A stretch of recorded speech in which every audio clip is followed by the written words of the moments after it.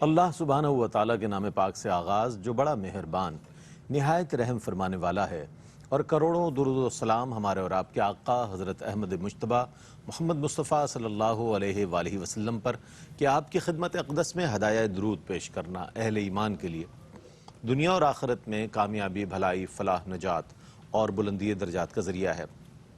اللہم صلی علی سیدنا و مولانا محمد وعلی آل سیدنا و مولانا محمد مبارک وسلم وصلی علیہ۔ ناظرین محترم، السلام علیکم ورحمۃ اللہ وبرکاتہ۔ میں ہوں آپ کا میزبان محمد رئیس احمد، اور پیش کیا جا رہا ہے پروگرام روشنی سب کے لیے۔ مبلغ اعظم آج ہمارے پروگرام کا موضوع ہے۔ آپ نے دیکھا کہ گزشتہ کئی پروگرامز جو ہیں حضور علیہ السلام کی سیرت مبارکہ کے حوالے سے پیش کیے گئے، آپ صلی اللہ علیہ وآلہ وسلم کے حسن و جمال کے حوالے سے مختلف محافل کو سجایا گیا، مختلف پروگرامز، اور بہت میں یہ سمجھتا ہوں بڑی ورائٹی اور بڑا تنوع آپ نے دیکھا ہوگا اس سال۔ اور اس کی وجہ یہ ہے کہ ہر طبقے کو ہم چاہتے ہیں کہ ہر طبقے تک، یعنی ہر عمر کے افراد تک جو ہے حضور کی سیرت پہنچے۔ بچے ہیں تو بچوں میں، خواتین ہیں تو خواتین کے لیے، بزرگ ہیں، نوجوان ہیں، ہر عمر کے افراد کے لیے پروگرامز ماشاءاللہ پیش کیے گئے۔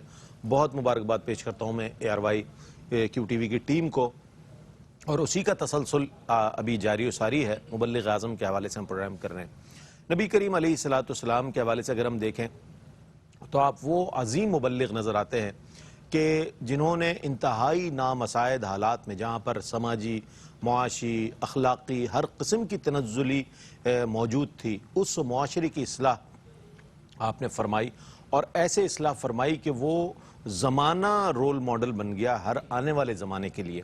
تو یہ جو چیز ہے یہ بڑی ہم یہ دیکھتے ہیں کہ عام طور پر ایک کتاب اٹھا لی جاتی ہے اور اس کے بعد تبلیغ شروع کر دی جاتی ہے اپنی سطحی معلومات کے ساتھ، لیکن جب ہم مبلغ اعظم کی سیرت کو سامنے رکھتے ہیں تو معلوم یہ ہوتا ہے کہ نبی کریم علیہ السلام میں وہ تمام اوصاف موجود نظر آتے ہیں کہ جو ایک عظیم مبلغ کے لیے ضروری ہوتے ہیں۔ یوں تو کئی ریفارمرز آئے ہیں جنہوں نے کوشش کی لوگوں کی اصلاح کی، اور لوگ کوشش کی کہ مطلب یہ کہ اوور نائٹ کوئی ایسا کام ہو جائے، کوئی تبدیلی آ جائے، تو وہ اس خواب کو لے کر آئے اور وہ خواب شرمندہ تعبیر نہ ہو سکے۔ لیکن مبلغ اعظم صلی اللہ علیہ وآلہ وسلم کی ہم بات کریں تو 1 2 4 5 10 سال نہیں، 23 سال کا عرصہ ہمیں نظر آتا ہے کہ جس میں آپ صلی اللہ علیہ وآلہ وسلم نے یہ عظیم کام انجام دیا، اور اس کے اثرات یہ نظر آتے ہیں کہ آج بحمدللہ 56 ممالک، اسلامی ممالک نظر آتے ہیں جہاں پر اسلامی حکومت ہے، مسلمان آباد ہیں، اور آج دنیا کے چپے چپے میں جو ہے مسلمان نظر آتے ہیں۔ یہی وجہ اسی کے ثمرات ہیں کہ جو نبی کریم علیہ السلام نے اپنے عظیم تبلیغ کے ذریعے دیے۔ آج اس حوالے سے ہم بات کریں گے، انتہائی اہم موضوع ہے، اور سیرت کے تمام موضوعات میں یہ ایک انتہائی ایک اہم ٹاپک ہے مبلغ اعظم۔ آپ انشاءاللہ بات کریں گے۔ علامہ مفتی محمد شاہد مدنی صاحب تشریف فرمائیں۔ السلام علیکم ورحمۃ اللہ وبرکاتہ۔ وعلیکم السلام ورحمۃ اور آپ کے ساتھ علامہ اکرام حسین القادری صاحب تشریف فرمائیں۔ السلام علیکم ورحمۃ اللہ وبرکاتہ۔ اچھا سر، چونکہ میں نے اس دور کی بات کی اپنے سرنامہ کلام میں جس میں یہ ہے کہ اخلاقی برائی بھی ہے، سماجی حوالے سے، معاشی طور پر اور دیگر حوالوں کے ساتھ تنزلی کا شکار نظر آتا ہے وہ معاشرہ، کس انداز میں سرکار علیہ السلام نے تبلیغ فرمائی، اصلاح فرمائی، فرمائیے گا۔ بسم اللہ الرحمن الرحیم، هو القادر هو الحق هو العلیم۔ بہت اہم موضوع مبلغ اعظم صلی اللہ علیہ وآلہ وسلم، اور کما حقہ بجز اس لقب کے کوئی اور مستحق بھی نہیں، کیونکہ نبی کریم علیہ افضل الصلاۃ والتسلیم نے جس طرح اپنے قول مبارک اور جس طرح اپنے عمل مبارک سے تبلیغ فرمائی، تاریخ انسانیت میں اس کی مثال نہیں ملتی۔ جہاں تک رئیس بھائی معاشروں کی تنزلی کی بات ہے کہ ایک ایسا معاشرہ کہ جہاں پر داعی آئے اور وہ معاشرہ اخلاقی اعتبار سے، معاشرتی اعتبار سے، برائیوں کے اعتبار سے انتہائی بربادی کا شکار ہو، تو اس کے لیے سب سے اہم چیز مبلغ اور داعی کا کردار ہوتا ہے۔ قول اور فعل کی مطابقت ہوتی ہے، اور جو قول ہے وہ معتبر اور مؤثر اسی وقت ہوتا ہے جب عمل اس قول کے مطابق ہو۔ تو نبی کریم علیہ افضل الصلاۃ والتسلیم کی حیات ظاہری کو دیکھا جائے تو آپ نے اپنی حیات ظاہری کے 40 سال، 10 نہیں، 20 نہیں، 30 نہیں، 40 سال آج ہمارے معاشرے میں کوئی کام شروع کرتا ہے تو کہتے ہیں میں 5 سال میں مشہور ہو جاؤں اور 5 سال میں کوئی بڑا کام 5 کر سال لوں. تو ذرا زیادہ بتا دیا. جی 40 سال تک نبی کریم علیہ افضل الصلاۃ والتسلیم نے اپنا عمل مبارک اور اپنا کردار لوگوں کے سامنے رکھا. اور یہ وہ قوم ہے جو ظالم ہے, جو بے راہ روی میں مبتلا ہے, لیکن جب نبی کریم علیہ افضل الصلاۃ والتسلیم کا عمل مبارک دیکھا تو اسی قوم نے آپ کو صادق اور امین کے لقب سے ملقب کیا. اور پھر اسی بات کو نبی کریم علیہ افضل الصلاۃ والتسلیم نے بیان فرمایا کہ فقد لبثت فیکم عمرا من قبلی, میں اپنی عمر کا ایک حصہ تمہارے درمیان ٹھہرا رہا, افلا تعقلون, کیا تمہیں عقل نہیں ہے؟ یعنی نبی کریم علیہ افضل الصلاۃ والتسلیم نے اپنی حیات ظاہری کے 40 برس لوگوں کے سامنے رکھے. اس میں کیا تھا؟ 40 برس میں کیا تھا؟ کوئی خاص معجزہ؟ اعلان نبوت کے بعد معجزات ہوئے نا, کردار تھا. کیا تھا؟ صداقت, دیانت, امانت, سوز و گداز, غربا فقراء مساکین کے کام آنا, لوگوں کو ہیلپ آؤٹ کرنا. یہ وہ کردار تھا جو بنیاد بنا اس عظیم پیغام کی. آج ہمارے لیے جو یہ کہا جاتا ہے کہ لقد کان لکم فی رسول اللہ اسوۃ حسنۃ, کہ نبی کریم صلی اللہ علیہ وسلم کی زندگی ہمارے لیے بہترین نمونہ ہے, یہ بات بالکل ٹھیک ہے اور یہی درست ہے, لیکن ہم نے اپنانا بھی تو ہے. قول اور فعل میں جب تضاد ہو تو وہ منافقت ہو جاتی ہے. نبی کریم علیہ افضل الصلاۃ والتسلیم نے اپنی 40 سالہ زندگی لوگوں کے سامنے رکھی, اور پھر اس کے بعد آپ نے حوالہ دیا 23 سالہ زندگی کا. یعنی جو عظیم مقصد ہوتا ہے وہ دنوں میں حاصل نہیں ہوتا, وہ مہینوں میں حاصل نہیں ہوتا, بلکہ اس کے لیے ایک مدت مدید درکار ہوتی ہے. اور اس میں جو سب سے اہم چیز ہوتی ہے وہ ہوتا ہے اخلاص, کہ آپ اپنے مقصد کے ساتھ مخلص کتنے ہیں, آپ کتنے براڈ مائنڈڈ ہیں, آپ کس قدر انسانیت کے لیے سوچ رہے ہیں. آج ہمارے معاشرے میں اسی چیز کی کمی دیکھی جاتی ہے کہ ایک جگہ سے سوچ شروع ہو کر چند میٹرز پہ جا کے ختم ہو جاتی ہے, اپنی ذات کے گرد گھوم رہے ہوتے ہیں. نبی کریم صلی اللہ علیہ وسلم نے جو آفاقی پیغام ہمیں عطا فرمایا اس کی بنیاد یہ تھی کہ آپ نے تمام انسانوں کو مخاطب کیا اور تمام انسانوں کے سامنے اپنی سیرت رکھی. آج آپ دیکھیں کہ نبی کریم علیہ افضل الصلاۃ والتسلیم کی سیرت طیبہ کو ہم جب دیکھتے ہیں تو آپ نے کبھی اپنی ذات کی خاطر بدلہ نہیں لیا. بالکل. آپ نے کبھی جو ہے وہ عمارت کو اختیار نہیں فرمایا بلکہ فقر کو اختیار فرمایا. آپ صلی اللہ علیہ وآلہ وسلم نے تلوار اٹھانے والوں کو معاف فرما دیا. یہ وہ بنیادی چیز تھی کہ جس نے ان سخت دل لوگوں کے دلوں کو نرم کر دیا. اور جب وہ نبی کریم صلی اللہ علیہ وسلم کی بارگاہ میں آتے تو 2 چیزیں بڑی اہم تھیں. نمبر 1 حسن تکلم, نمبر 2 شیریں بیاں. یعنی جب آپ تشریف فرما ہوتے اور کوئی شخص آتا تو آپ کا جو حسن تکلم تھا اسے سنتا, اور جب اس کے کانوں میں آپ کا میٹھا لہجہ رس گھولتا تو وہ وہیں پر متاثر ہو کر اسلام قبول کر لیا کرتا تھا.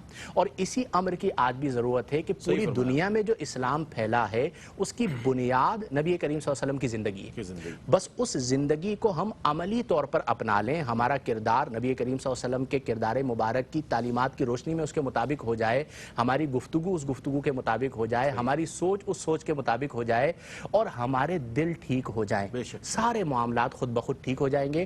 گویا کہ لب لباب یہ ہوا کہ اس تنزلی کے شکار معاشرے کی اصلاح کا بنیادی سبب نبی کریم صلی اللہ علیہ وسلم کی حیات طیبہ.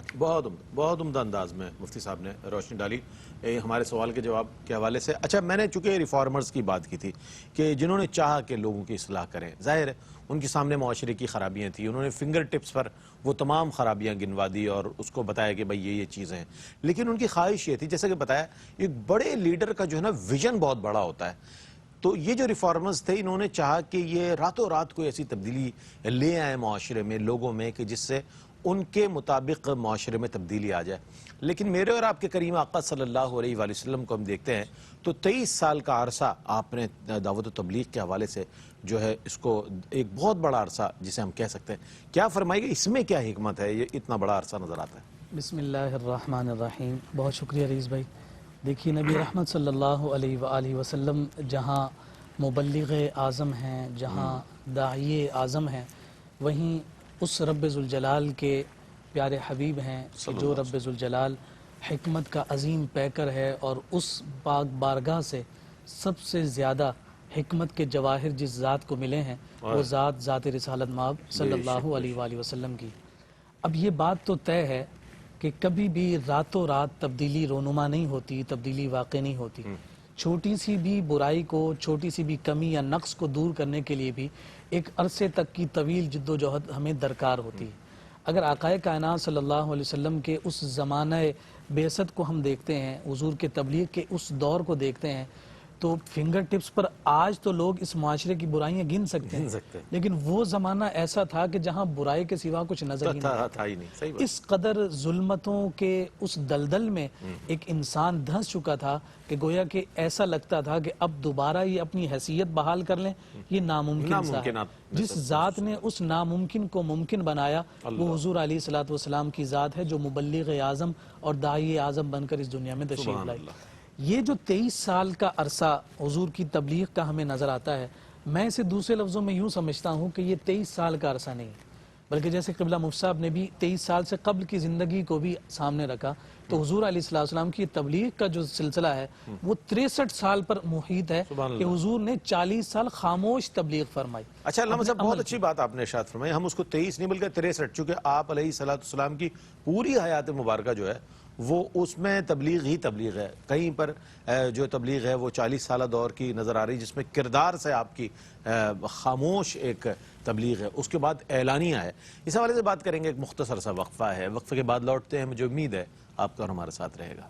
ناظرین، خیر مقدم ہے آپ کا. حضور علیہ السلام کی دعوت و تبلیغ کی تکمیل کے جو سال ہے، جو عرصہ ہے، وہ 23 سال ہے، اور اس کی حکمت پر علامہ صاحب کلام فرما رہے ہیں. جی، میں یہ عرض کر رہا تھا کہ جو خاموش تبلیغ حضور نبی رحمت صلی اللہ علیہ وسلم نے وہ 40 سال کی فرمائی، اس کے نتائج اور اس کے ثمرات یہ تھے کہ حضور نے جس کو پیغام دیا ہے تو پھر اس وہ پیغام پر سوچنے پر وہ ضرور آمادہ ہوا ہے کہ یہ جس کی زبان سے ہم نے کبھی جھوٹ نہیں سنا، لا محالہ اب یہ جو کلام کر رہا ہے یہ بھی سچ پر مبنی ہے، اس میں جھوٹ کی کوئی آمیزش نہیں.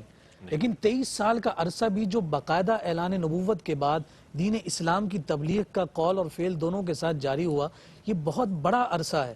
اور یہ کوئی رات گئے یہ انقلاب نہیں آیا، بلکہ 23 سال کی اس مسلسل جد و جہد کا نتیجہ اور ثمر ہے. جیسا آپ نے بھی ذکر کیا کہ آج زمین کا کوئی خطہ ایسا نہیں ہے کہ جہاں مصطفیٰ کا کوئی غلام موجود نہ ہو.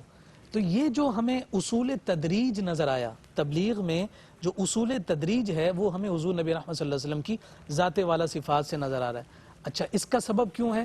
اس کا سبب سید عائشہ صدیقہ رضی اللہ تعالی عنہا کی وہ روایت ہمارے سامنے ہے جو امام بخاری اپنی صحیح میں لے کر آئے، اور کتاب فضائل القرآن میں اس کو ذکر کیا گیا کہ سیدہ عائشہ صدیقہ فرماتی ہیں کہ قرآن مجید فرقان حمید میں جو سب سے پہلے نازل ہوا، ان میں مفصل صورتوں میں سے وہ صورت نازل ہوئی کہ جس میں جنت اور جہنم کا ذکر تھا. پھر وہ فرماتی ہیں کہ جنت اور جہنم کے تذکرے سے جب کافی لوگ مسلمان ہو گئے تو پھر حلال اور حرام کے احکامات نازل ہوئے. سیدہ خود فرماتی ہیں کہ اگر وہ احکام پہلے آ جاتے اور کہا جاتا کسی سے کہ شراب چھوڑ دو تو وہ کہتے کہ نہیں، ہم نے شراب نہیں چھوڑنا. اگر ان سے کہا جاتا کہ زنا چھوڑ دو تو وہ اٹک جاتے اور وہ اس بات پر مصر ہو جاتے کہ نہیں، ہم نے زنا نہیں چھوڑنا. تو یہ جو تدریجی عمل تھا کہ کس وقت کس بات کو لوگوں کے درمیان رکھنا ہے، اسی تسلسل اور اسی طریق پر جب آگے بڑھتے ہوئے ہم دیکھتے ہیں تو حضور علیہ الصلوۃ والسلام نے اس 23 سال کے عرصے میں مکہ کے لوگوں کو کیا تبلیغ کرنی ہے، پھر مدینہ کے لوگوں کو کیا تبلیغ کرنی ہے، کس فرد کو کس بات کا حکم دینا ہے، یہ وہ تدریجی تسلسل ہے جو 23 سال پر محیط ہے. اس کے نتائج اور اس کے ثمرات بھی ہمیں اسی سبب سے نظر آئے کہ پھر جو تبلیغ کے ذریعے سے جو تبدیلی رونما ہونی ہے، اس تبدیلی نے کوئی 1 سال 10 سال 20 سال نہیں چلنا، بلکہ اس تبدیلی کے اثرات قیامت تک جاری ہونے تھے. کیونکہ اب کسی اور نے نبی بن کر، ریفارمر بن کر نہیں آنا تھا. اب تبلیغ کے اثرات وہی جاری ہوں گے جو آقا کائنات صلی اللہ علیہ وسلم نے بطور مبلغ اعظم دنیا والوں کو عطا فرمایا. سبحان اللہ، سبحان اللہ. یہ مبلغ اعظم کی صفات کے حوالے سے بات فرما رہے تھے، کلام فرما رہے تھے علامہ صاحب. یہ جو دعوت و تبلیغ کا جو 23 سال عرصہ، بنیادی طور پر یہی وہ عرصہ ہے کہ جو قرآن کریم کے نزول کا عرصہ ہے. چونکہ قرآن کریم کم و بیش 23 سال کے عرصے میں نازل ہوا، تو یہ اب کوہ فاراں سے جو دعوت جس کا آغاز ہوا، پھر مکی زندگی دیکھ لیں، حضور علیہ السلام کی مدنی حیات مبارکہ دیکھ لیں، وہ سارے عرصے میں گریجولی تدریجی انداز میں یہ دعوت آگے بڑھی ہے. اسی لیے اس کے نقش اتنے گہرے ثابت ہوئے کہ الحمدللہ صحابہ کرام رضوان اللہ تعالی علیہم اجمعین، اہل بیت اطہار، پھر تابعین، تبع تابعین، پھر اولیاء امت، اور آج تک علماء حضرات، ائمہ مفسرین، ان تمام کی وہ خدمات ہے کہ جو آج وہ تعلیمات جو ہیں ہم نظر آ رہی ہے، ہمیں نظر آ رہی ہے۔ اچھا، اب یہاں پر یہ ایک بات اور بھی ہے کہ آیا تبلیغ کے لیے مبلغ کا اپنا کردار کتنا ضروری ہے، بہتر ہونا؟ چونکہ عام طور پر یہ دیکھا گیا ہے کہ جو نصیحت، واض و نصیحت کرنے والا ہوتا ہے، اگر وہ خود عمل نہیں کر رہا ہوتا تو اس کی بات میں اثر نہیں ہوتا۔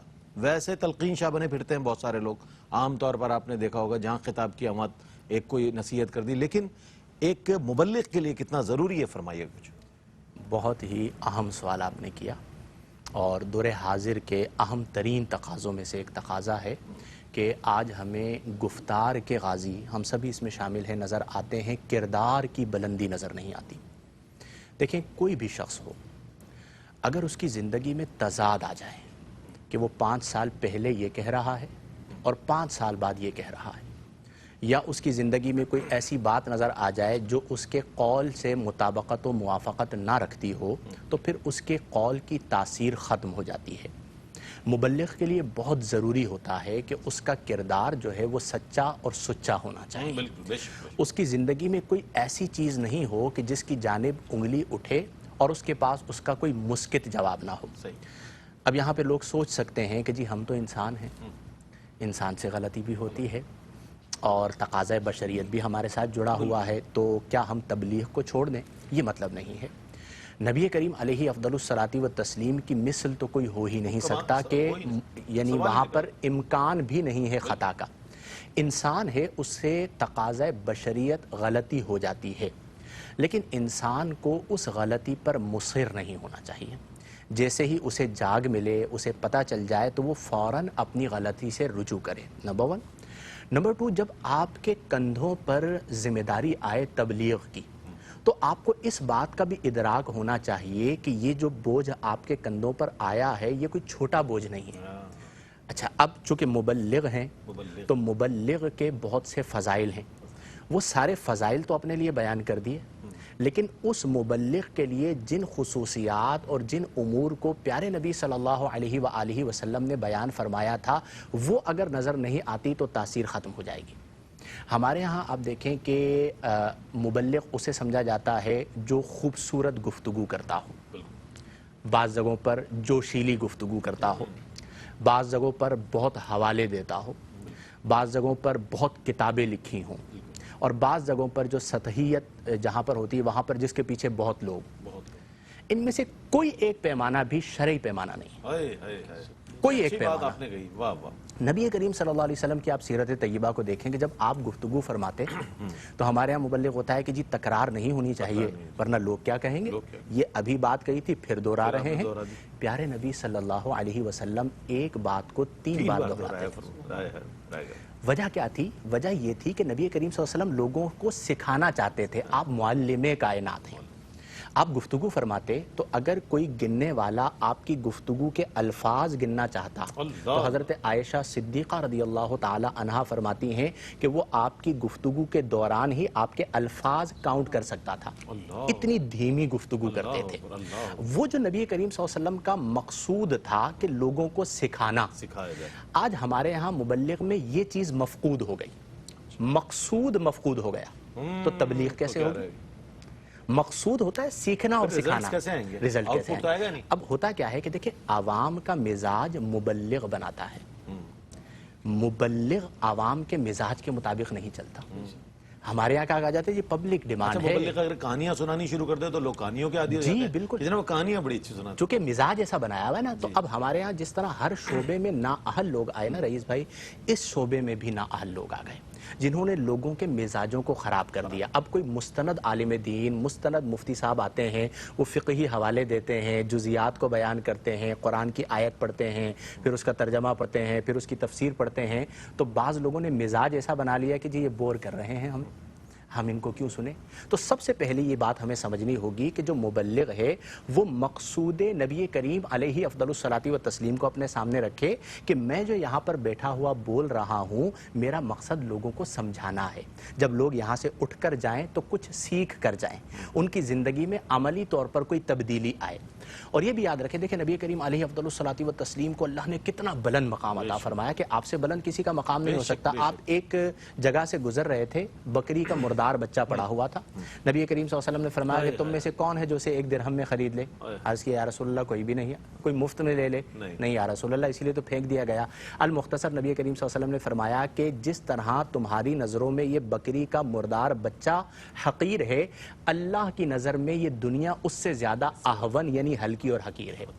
یہاں پہ میں جو مثال دینا چاہ رہا ہوں وہ کیا ہے کہ مبلغ اس چیز کے پیچھے نہ پڑے کہ میں نے محولہ گفتگو کرنی ہے, بڑی کتابوں کا حوالہ دینا ہے, حوالوں کے انبار لگا دینے ہیں. اگر مقصود سمجھانا ہے تو اللہ کے نبی ہو کر گزرتے ہوئے ایک مرے ہوئے بکری کے بچے کی مثال دے رہے ہیں. اور قرآن میں اللہ فرماتا ہے کہ ان اللہ لا یستحی ان یضرب مثلا ما بعودۃ, کہ اللہ تعالیٰ اس بات میں حیا نہیں فرماتا کہ وہ مچھر کی یا اس سے بھی کمتر کوئی چیز ہو تو اس کی مثال کو بیان کرے. تو آپ جو زور تبلیغ اور جوش خطابت اور جوش تبلیغ ہے اس میں بنیاد کو فراموش نہ کریں. جو چیز لوگوں کے لیے فائدے مند ہو اس کو بیان کریں. یہ بنیادی چیز ہے جسے آج سمجھنے کی ضرورت ہے. بہت اچھی بات ارشاد فرمائی. اگلے مرحلے میں ہم داخل ہوں گے تو ایک انتہائی اہم سوال لے کر آپ کی خدمت میں حاضر ہوں گے. ایک وقفہ ہے, وقفے کے بعد لوٹتے ہیں. مجھے امید ہے آپ کا اور ہمارا ساتھ رہے گا. ناظرین آپ کا خیر مقدم ہے. عام طور پر دیکھا گیا ہے کہ جب دعوت و تبلیغ کا آغاز ہوتا ہے تو اس میں مشکلات آتی ہیں, اس میں رکاوٹیں آتی ہیں, اس میں مزاحمت کی جاتی ہے, اور بلا شبہ نبی کریم علیہ الصلوۃ والسلام کی راہ میں تو کیسے کیسے کانٹے بچھائے گئے. عام طور پر یہ دیکھا گیا ہے کہ لوگ اس سے متنفر ہو جاتے ہیں. بھئی لوگ سنبھلنے والے نہیں ہیں, سلجھنے والے نہیں ہیں, اصلاح کا بالکل ان کا ذہن نہیں ہے. چلیں جی ہم یہ اپنی روش پہ رہیں.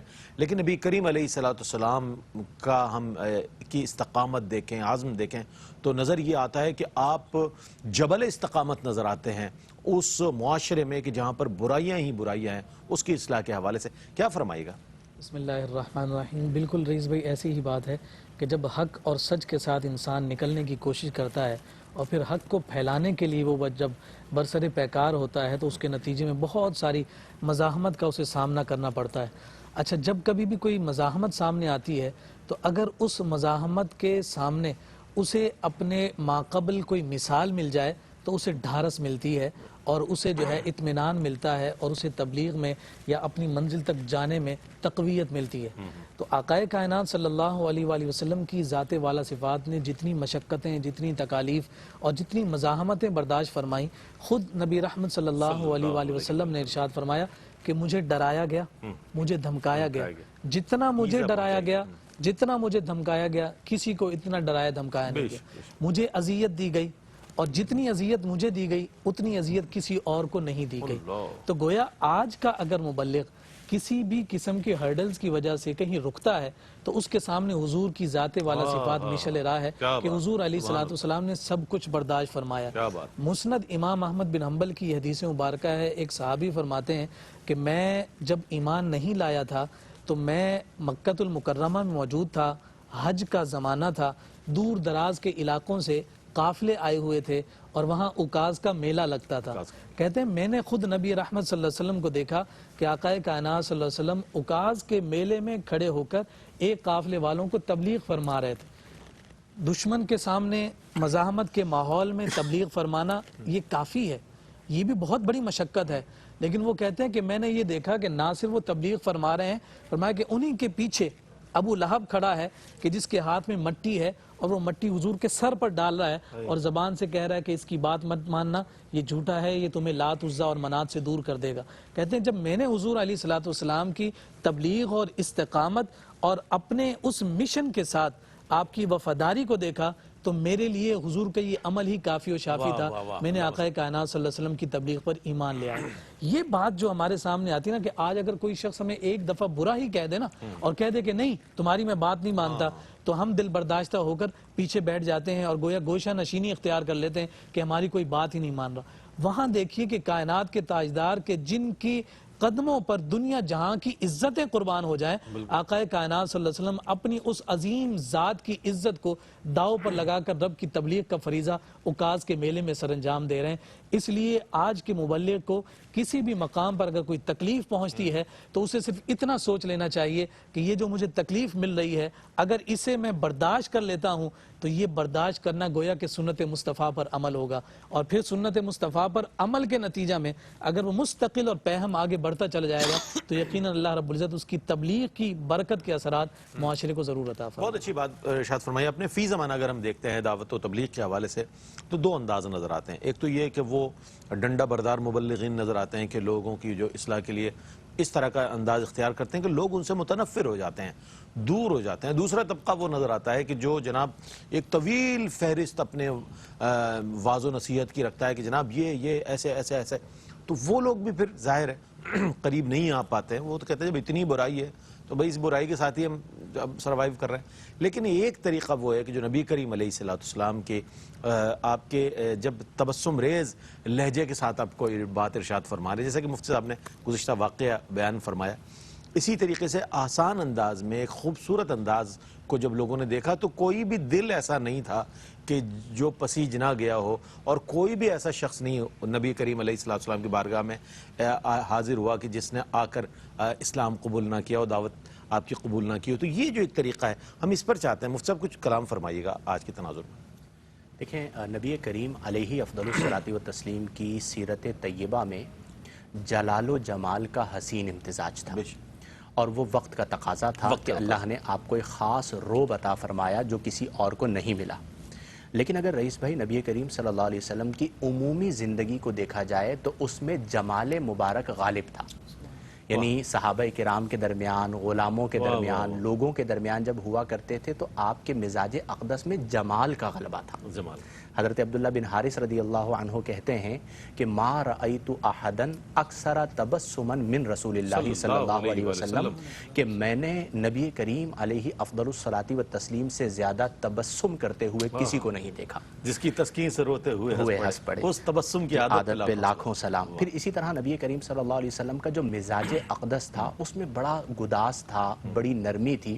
حتیٰ کہ صحابہ کرام رضی اللہ تعالی عنہم بیٹھے ہوئے ہوتے اور کوئی اجنبی آتا تو وہ اس جھرمٹ میں بعض اوقات نبی کریم صلی اللہ علیہ وسلم کو نہیں پہچان پاتا تھا کہ ایہم ہوا, نبی کریم صلی اللہ علیہ وسلم کون ہے. پھر صحابہ نے عرض کی یا رسول اللہ آپ ہمیں اجازت مرحمت فرمائیں تو ہم ایک چبوترا بنا دیں تاکہ وہ پہچان تو لیا کرے. یعنی آپ کے مزاج اقدس میں یہ چیز موجود تھی, تواضع تھی.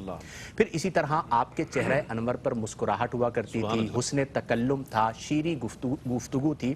آج کا جو مبلغ ہے اس میں اس چیز کا بڑا فقدان ہے. دیکھیں, آج اگر کوئی غیر ضروری طور پر مبلغ چیختا ہے نا تو ہمارے بچے ہم ہی سے پوچھتے ہیں کہ یہ بات آسانی سے بھی تو, آرام سے بھی تو کہی جا سکتی ہے, کیا ضرورت ہے اتنا ایگریسو ہونے کی.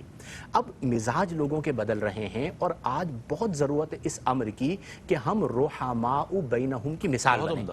ہم آپس میں ہوتے ہیں غیر ضروری طور پر ایک دوسرے سے کھچے ہوئے ہیں, غیر ضروری طور پر ایک دوسرے کے خلاف گفتگو کریں. آپ دیکھیں کہ نبی کریم علیہ افضل الصلاۃ والتسلیم پر مکہ المکرمہ میں کتنا ظلم ہوا. آپ مدینہ منورہ تشریف لائے, آپ نے جو پہلا خطبہ ارشاد فرمایا رئیس بھائی, 13 سال تک وہاں پر ظلم ہوتے رہے. آپ نے مدینہ میں جو پہلا خطبہ ارشاد فرمایا اس پہلے خطبے میں ایک لفظ اس ظلم کے بارے میں نہیں فرمایا, بلکہ حق بات لوگوں کے سامنے اپنی ذات کے حوالے سے ایک لفظ نہیں فرمایا کہ انہوں نے مجھ پہ پتھر برسائے, انہوں نے میرے ساتھ یہ کیا, بلکہ نبی کریم علیہ افضل الصلاۃ والتسلیم نے اپنے کردار کو سامنے رکھا. آج اگر شاہد کے بارے میں کوئی ایک لفظ بول دیتا ہے تو اس سے کیا فرق پڑتا ہے. ہمارے یہاں کیا ہوتا ہے کہ جو منبر قال اللہ اور قال الرسول کے لیے تھا وہ بعض اوقات ذاتیات کے لیے استعمال ہوتا ہے, اور اس پہ پھر نقصان کس کا ہوتا ہے, دین کا. دیکھیں, جو مذہب سے جڑا ہوا شخص ہوگا نا مبلغ, اس کی پہچان اسلام ہے. اس منبر پر مجھے یہ حق حاصل نہیں ہے کہ میں اپنا ذاتی معاملہ ڈسکس کروں, میں اپنے ذاتی معاملے کی وجہ سے کسی پر کیچڑ اچھالوں, میں کسی کی برائی کروں. یہ مقدس منبر ہے, اور سنت یہ ہے کہ اپنی ذات کی خاطر تو بدلہ لینا ہی نہیں ہے. تو اگر ہماری ذات میں نرمی آ جائے, حسن تکلم آ جائے, تبسم آ جائے, غیر ضروری طور پر غصے میں نہ آئیں, جو آپ کے پاس آئے شفقت سے پیش آئیں, ممبر پر ہی سارا غصہ آ جاتا ہے. اس چیز کا نقصان ہو رہا ہے نا. آپ دیکھیں رئیس بھائی کہ آج نیو جنریشن, جی جو نیو جنریشن دور ہو رہی ہے, ایگریسو ہو رہے ہیں, اس کا اثر لوگوں پہ بالکل متاثر ہو رہا ہے. لوگ آپ کی بات کو نہیں سنیں گے. آج ہمیں مستند آیات, مستند احادیث اور مزاج اقدس, یہ 3 چیزیں مبلغ اپنا لے اور اسی انداز میں آیات پڑھے, اسی انداز میں حدیثیں سنائے. آپ دیکھیں کس طرح لوگ اس اثر کو قبول کرتے ہیں. اصل بات یہ نہیں ہے کہ آپ لفاظی کتنی کر رہے ہیں, آپ ہاتھ کیسے ہلا رہے ہیں, آپ نے حوالے کتنے دیے ہیں. اصل بات یہ ہے کہ جو آپ کہہ رہے ہیں زبان سے کہہ رہے ہیں یا دل سے نکل رہے ہیں. تاثیر الفاظ سے اور نہیں دل سے جو ہوتی، بات نکلتی ہے دل سے اثر جو رکھتی بات ہے، نکلتی ہے وہ اثر پر نہیں رکھتی ہے۔ طاقت پرواز تو میں آج ہمیں، آج کے مبلغ کو اس امر کی بہت ضرورت ہے کہ وہ اپنی کیفیت قلب کو بہتر کرے۔ اس کے دل میں جب درد ہوگا نا، الفاظ میں تاثیر خود بخود آئے گی۔ جب اس کے مزاج میں گداس ہوگا تو لوگ اس کے اثر کو خود بخود قبول کریں گے۔ تو یہ وہ بنیادی چیزیں ہیں کہ جنہیں آج ہم سب کو سیکھنے کی ضرورت ہے کہ میرا بولنا میرے آقا کے مطابق ہو، میرا چلنا میرے آقا کے چلنے کے مطابق ہو، میرا بیٹھنا میرے آقا کے بیٹھنے کے مطابق ہو، میرے معاملات و معمولات میرے پیارے آقا صلی اللہ علیہ وسلم کے معاملات و معمولات کے مطابق ہو، خود بخود ہماری پوری زندگی بہترین ہو جائے۔ میں بہت شکریہ ادا کروں گا مفتی صاحب آپ تشریف لائے، علامہ صاحب آپ تشریف لائے۔ ناظرین محترم، دعوت و تبلیغ کے حوالے سے اگر دیکھا جائے تو یہ چیز بھی ہے، کہا یہ جاتا ہے کہ تلوار سے جو ہے وہ سروں کو فتح کیا جاتا ہے، لیکن وہ کیا چیز تھی کہ جس نے اتنے بڑے پیمانے پر لوگوں کو متاثر کیا؟ وہ حضور علیہ السلام کا اخلاق کریمانہ تھا کہ جس نے لوگوں کے دلوں میں گھر کر لیا اور سرکار علیہ السلام کی دعوت کو لوگوں نے قبول کیا۔ یوں ذہن میں جمال رسالت سما گیا، یوں ذہن میں جمال رسالت سما گیا، میرا جہان فکر و نظر جگمگا گیا، خلق عظیم اسوہ کامل حضور کا۔ اسی شعر کے لیے میں نے انتخاب کیا، خلق عظیم اسوہ کامل حضور کا، آداب زیست سارے جہاں کو سکھا گیا، آداب زیست سارے جہاں کو سکھا گیا۔